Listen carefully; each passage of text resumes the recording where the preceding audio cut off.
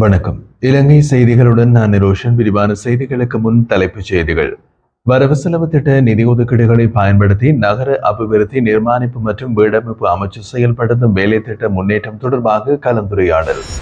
பாராளுமன்ற உறுப்பினர் தயாசிறி ஜெயசேகர இன்று வெள்ளிக்கிழமை குற்றப்புலனாய்வு திணைக்களத்தில் முன்னிலை. ஜனநாயக தமிழ் தேசிய கூட்டணிக்கும் தமிழ் தேசிய பேரவைக்கும் இடையிலான ஒப்பந்தத்தை ஏற்று தமிழரசு கட்சி கூட்டு முயற்சிக்கு வர வேண்டும் என்று கஜேந்திரகுமார் பொன்னம்பலம் வலியுறுத்தல். இன்னமும் 2 வாரங்களில் ஊழல் மோசடியுடன் தொடர்புடைய முக்கிய அரசியல்வாதி ஒருவர் சிறைக்கு செல்லப் போவதாக பிரதியமைச்சர் சுந்தரலிங்கம் பிரதீப் தெரிவிப்பு. தொடர்வது விரிவான செய்திகள். இந்த ஆண்டிற்கான வரவு செலவு திட்டத்தின் கீழ் நிதி ஒதுக்கீடுகளை பயன்படுத்தி நகர அபிவிருத்தி நிர்மாணிப்பு மற்றும் வீடமைப்பு அமைச்சு செயல்படுத்தும் வேலை திட்டங்களின் முன்னேற்றம் தொடர்பாக இன்று ஜனாதிபதி அலுவலகத்தில் முக்கிய கலந்துரையாடல் ஒன்று நடைபெற்றது. இந்த கலந்துரையாடலை ஜனாதிபதி அனுரகுமார திசாநாயக்க தலைமையிலேயே முன்னெடுத்தார். இலங்கையை ஒரு முக்கிய சுற்றுலா தலமாக மாற்றும் நோக்குடன் முன்னெடுக்கப்படும் நகர அபிவிருத்தி திட்டங்கள், கொழும்பு மாவட்டத்தில் நடைபெறும் கால்வாய் சுத்திகரிப்பு மற்றும் கழிவு முகாமைத்துவ நடவடிக்கைகள், நீர்த்திட்டங்கள் மற்றும் வீடமைப்பு திட்டங்கள் உள்ளிட்டவைகள் குறித்து தற்போதைய நிலை மற்றும் முன்னேற்றம் பற்றி விரிவாக பேசப்பட்டது. இந்த வேலை திட்டங்கள் தாமதமின்றி திட்ட காலக்கெடுவுக்குள் நிறைவேற்றப்பட வேண்டும் என்று ஜனாதிபதி அதிகாரிகளுக்கு தெளிவாக உத்தரவு வழங்கினார். இந்த கலந்துரையாடலில் நகர அபிவிருத்தி நிர்மாணிப்பு மற்றும் வீடமைப்பு அமைச்சர் கலாநிதி அனுர கருணாதிலக்கு, ஜனாதிபதியின் செயலாளர் கலாநிதி நந்திக சனத்குமார் நாயக், நிதியமைச்சின் செயலாளர் மஹிந்த ஸ்ரீவர்தன, நகர அபிவிருத்தி அமைச்சின் செயலாளர் ரஞ்சித் ஆரியரத்ன மற்றும் ஜனாதிபதியின் சிரேஷ்ட மேலதிக செயலாளர்களான ரசல் அபோன்சு, கபில ஜனக பண்டார ஆகியோர் உள்ளிட்ட பலர் பங்கேற்றனர். நாடாளுமன்ற உறுப்பினர் தயாசிறி ஜெயசேகர அவர்களின் நடத்தை தொடர்பான விசாரணையை மேற்கொண்டு வரும் 3 குழுவிலிருந்து எதிர்க்கட்சியின் தலைமை கொறடா கயந்த கருணாதிலக்க விலகியுள்ளார். இது தொடர்பாக சபாநாயகர் கலாநிதி ஜெகத் விக்ரமரத்ன இன்று நாடாளுமன்றத்தில் அறிவித்தார். விலகிய கயந்த கருணாதிலக்கவுக்கு பதிலாக நாடாளுமன்ற உறுப்பினர் ரௌஃபக்கீம் நியமிக்கப்பட்டுள்ளார். மே 20ஆம் தேதி நடைபெற்ற நாடாளுமன்ற அமர்வின் போது தயாசிறி ஜெயசேகரவின் நடத்தை குறித்த முறையான முறைப்பாட்டை அடுத்து இந்த விசாரணை குழு ஆரம்பத்தில் அமைக்கப்பட்டது. இந்த குழுவின் தலைவராக ஹேமாலி வீரசேகர செயற்படுகிறார். வெளிவிவகார அமைச்சர் விஜித ஹேரத் இந்த குழுவில் உறுப்பினராக உள்ளார். இந்த குழுவின் முக்கிய பணியாக சம்பவம் தொடர்பான விசாரணைகளை மேற்கொண்டு அதன் அறிக்கையினை சபாநாயகரிடம் சமர்ப்பிப்பதாகும். இதேவேளை பாராளுமன்ற உறுப்பினர் தயாசிறி ஜெயசேகர இன்று வெள்ளிக்கிழமை குற்றப்புலனாய்வு திணைக்களத்தில் முன்னிலையாக இருந்தார். இலங்கை சுங்கத்திலிருந்து 323 கொள்கலன்கள் சோதனையின்றி விடுவிக்கப்பட்ட சம்பவம் தொடர்பாக வாக்குமூலம் வழங்குவதற்காகவே அவர் குற்றப்புலனாய்வு திணைக்களத்தில் முன்னிலையாகினார். அதே நேரம் தயாசிறி ஜெயசேகர குறித்த சம்பவம் தொடர்பாக கடந்த 4ஆம் தேதியும் குற்றப்புலனாய்வு திணைக்களத்தில் அவர் முன்னிலையாகி வாக்குமூலம் வழங்கியிருந்தமை குறிப்பிடத்தக்கது. நல்லாட்சி அரசாங்க காலத்தில் மகளிர் சிறுவர் விவகாரங்கள் மற்றும் உலர்மண்டல மேம்பாட்டு அமைச்சராக பணியாற்றிய முன்னாள் அமைச்சர் சந்திராணி பண்டாரவிற்கு எதிராக இன்று கொழும்பு மேல் நீதிமன்றத்தில் குற்றப்பத்திரிகை தாக்கல் செய்யப்பட்டது. சந்திராணி பண்டாரு அமைச்சராக இருந்தபோது சட்ட நடவடிக்கைகளை புறக்கணித்து உலர்மண்டல மேம்பாட்டு அமைச்சின் திட்ட இயக்குநராக HM சந்திரவன்சவை நியமித்ததோடு தமது நண்பர்களையும் சட்டவிரோதமாக பல்வேறு பதவிகளில் நியமித்ததாக குற்றம் சாட்டப்பட்டுள்ளார். லஞ்சம் மற்றும் ஊழல் குற்றச்சாட்டுகளை விசாரிக்கும் ஆணைக்குழு லஞ்ச ஒழிப்பு சட்டத்தின் கீழ் ஊழல் குற்றத்திற்கு உட்பட்டதாக கூறி இந்த குற்றப்பத்திரிகையை தாக்கல் செய்துள்ளது. இவ்வாறு தாக்கல் செய்யப்பட்ட குற்றப்பத்திரிகை மேல் நீதிமன்ற நீதிபதி ஆதித்யா படபத்திரிகை முன்னிலையில் எடுத்துக் கொள்ளப்பட்ட போது சந்திராணி பண்டார தலா 1 மில்லியன் ரூபாய் மதிப்புள்ள 2 சரீர பிணைகளில் விடுவிக்கப்பட்டார். ஜனநாயக தமிழ் தேசிய கூட்டணியும் தமிழ் தேசிய பேரவையும் காய்ச்சா திட்ட ஒப்பந்தத்தை ஏற்று தமிழரசு கட்சி இந்த கூட்டு முயற்சியில் கலந்து கொள்ள வேண்டும் என்று நாடாளுமன்ற உறுப்பினர் கஜேந்திரகுமார் பொன்னம்பலம் கேட்டுக் கொண்டுள்ளார்.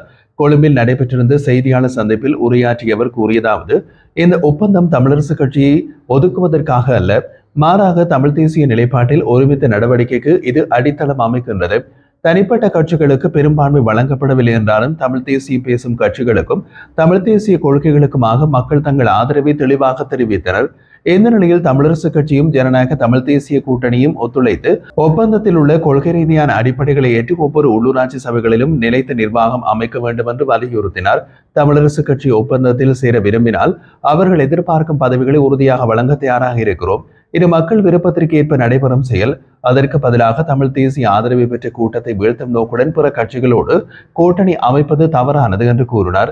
இந்த ஒப்பந்தத்தில் எந்த ஒரு விதமான தவறும் இல்லை. தமிழ் தேசியத்தை உண்மையாக நேசிக்கும் யாரும் இதனை எதிர்க்க முடியாது. எனவே இன்றைக்கும் தமிழரசு கட்சிகளிடம் எங்களிடம் கதவுகள் திறந்துள்ளது. அவர்கள் கூட்டு முயற்சிகளில் இணைந்தால் ஒரு பலமான தமிழ் தேசிய நிலைப்பாட்டை அமைக்க முடியும் என்றும் வலியுறுத்தினார். இதேவேளை தமிழரசு கட்சி EPDP-உடன் கூட்டமைக்க முயற்சித்தை நியாயப்படுத்த ஜனநாயக தமிழ் தேசிய கூட்டணி மற்றும் தமிழ் தேசிய பேரவையை தொடர்புபடுத்தும் பொய்யான செய்தி ஊடகங்களில் பரப்பப்பட்டுள்ளது என்றும் தமிழ் தேசிய மக்கள் முன்னணியின் தலைவர் கஜேந்திரகுமார் பொன்னம்பலம் கூறினார். சுரேஷ் பிரேமச்சந்திரனும் சித்தாந்தனும் டக்ளஸ் தேவானந்தாவை சந்திக்கப் போவதாக வெளியான செய்தி முற்றிலும் பொய்யானது என்றும் தமிழரசு கட்சி EPDP கூட்டத்தை ஒழுங்குபடுத்தும் நோக்கத்துடன் திட்டமிடப்பட்டு அந்த செய்தி பரப்பப்பட்டதாகவும் அவர் தெரிவித்தார். ஜனநாயக தமிழ் தேசிய கூட்டணி மற்றும் தமிழ் தேசிய பேரவையின் கூட்டமைப்பு இவருக்கும் எதிரானது அல்ல. அதில் இலங்கை தமிழரசு கட்சி இணைய தடை இல்லை என்றும் அவர்களுக்கு தேவையான இடங்களில் ஆதரவு வழங்க தயாராக உள்ளோம் என்றும் ஜனநாயக தமிழ் தேசிய கூட்டணியின் பேச்சாளர் சுரேஷ் பிரேமச்சந்திரன் தெரிவித்தார். இந்த கூட்டமைப்பு தமிழ் மக்களுக்கான சமஷ்டி அரசியலமைப்பை உருவாக்கும் நோக்கில் அமைக்கப்பட்டது. இதில் தமிழ் தேசிய பேசும் அனைத்து கட்சிகளும் இணைந்துள்ளன. தமிழரசு கட்சியும் இதில் இணைவதை நாங்கள் விரும்புகிறோம் என்று அவர் தெரிவித்திருந்தார். இருப்பினும் தமிழரசு கட்சியின் பதில் தலைவர் CVK சிவஞானத்திடம் கொடுக்கப்பட்ட கோரிக்கைகள் நிராகரிக்கப்பட்டதாகவும் பொதுச் செயலாளர் MA சுமந்திரனும் அது தொடர்பாக தகவல் வழங்கப்பட்டிருந்ததாகவும் அவர் கூறினார். எந்த பதிலும் அவர்களிடமிருந்து இன்னமும் வரவில்லை. ஒருமைப்பாட்டுடன் நகர விரும்புகிறோம் என்பதால் கஜேந்திரகுமார் பொன்னம்பலத்துடனும் சுமந்திரனுடனும் பேசியுள்ளோம். தற்போது 2 தரப்புகள் முடிவுக்கு வந்துள்ளன. ஆனால் 3வது தரப்பு இன்னமும் அமைதியாக இருக்கிறது என்றும் சுரேஷ் பிரேமச்சந்திரன் குறிப்பிட்டார். இன்னமும் 2 வாரங்களில் ஒரு முக்கிய செய்தி வெளியாகும் என்றும் அதன்படி ஊழல் மோசடியோடு தொடர்புடைய முக்கிய அரசியல்வாதி ஒருவர் இன்னமும் 2 வாரங்களில் சிறைக்கு செல்லப் போவதாகவும் பெருந்தோட்ட மற்றும் சமூக உள்கட்டமைப்பு வசதிகள் பிரதியமைச்சர் சுந்தரலிங்கம் பிரதீப் தெரிவித்திருந்தார். தனியார் ஊடகம் ஒன்றுக்கு வழங்கிய விசேட சபையில் அண்மை காலமாக இடம்பெற்று வரும் கைதுகள் தொடர்பாக கேட்கப்பட்ட கேள்விகளுக்கு பதிலளிக்கும் போது அவர் இதனை தெரிவித்திருந்தார். மேலும் கருத்து தெரிவித்த அமைச்சர் நாட்டின் பொருளாதாரத்தை சீரழித்தவர்களும் மக்களின் பணத்தை கொள்ளையடித்தவர்களுக்கும் எதிராக சட்ட நடவடிக்கை எடுக்கப்படும். அத்துடன் மேலும் ஊழல் மோசடிகளுடன் சம்பந்தப்பட்ட பலர் உள்ளார்கள். அவர்களை விரைவில் சிறைச்சாலைக்கு அனுப்ப நாம் நடவடிக்கை எடுப்போம் என்றார். அதே நேரம் மலையக மக்களுக்கான அபிவிருத்தி பணிகளை மேற்கொள்ளப்பட்டு வருவதாகவும் மலையக மக்களுக்கு காணி உரிமையை உறுதி செய்யும் வகையில் 10 பேச்சு அளவுள்ள நிலத்தை வழங்குவது சம்பந்தமாகவும் முன்மொழிவு காணப்படுகிறது. ஆனால் மக்கள் தற்போது 10 பேச்சுக்கும் அதிகமான காணிகள் தேவையாக உள்ளது என்று கருத்தினை முன்வைக்கிறார்கள். குறிப்பாக தங்களது பண்ணைகளையும் வீட்டுக்கு அருகில் முன்னெடுப்பதற்கு விரும்புகின்ற தரப்பினர் அதிகளவான நிலத்தை எதிர்பார்க்கிறார்கள் என்று தெரிவித்தார். நெதர்லாந்து அரசின் நிதியுதவியுடன் கிளிநொச்சி மாவட்ட மருத்துவமனையில் அமைக்கப்பட்ட புதிய பெண்கள் சுகாதார பராமரிப்பு நிலையத்தை வடக்கு மாகாண ஆளுநர் நாகலிங்கம் வேதநாயகன் இன்று நேரில் சென்று பார்வையிட்டிருந்தார். முந்தைய நாளில் கிளிநொச்சி மருத்துவமனை நோயாளர் நலன்புரி சங்க உறுப்பினர்கள் ஆளுநரை சந்தித்து மருத்துவமனையின் தேவைகள் மற்றும் இந்த புதிய நிலையத்தை உடனடியாக செயல்படுத்த நடவடிக்கை எடுக்க வேண்டும் என்று கேட்டுக் கொண்டிருந்தனர். இதனையடுத்து செயற்கை கருத்தரித்தல் சேவையை தொடங்குவது தொடர்பாக ஆளுநர் செயலகத்தில் கலந்துரையாடல் நடைபெற்றிருந்தது. இந்த நிலையில் ஆளுநரின் நேரடி பார்வைக்காக வந்தபோது அவரை மாகாண சுகாதார அமைச்சின் செயலாளர் திருமதி ஜெயராணி பரமோதயன் மற்றும் மருத்துவமனை பணிப்பாளர் டாக்டர் பிரபாத் வீரவத்து ஆகியோர் வரவேற்றனர்.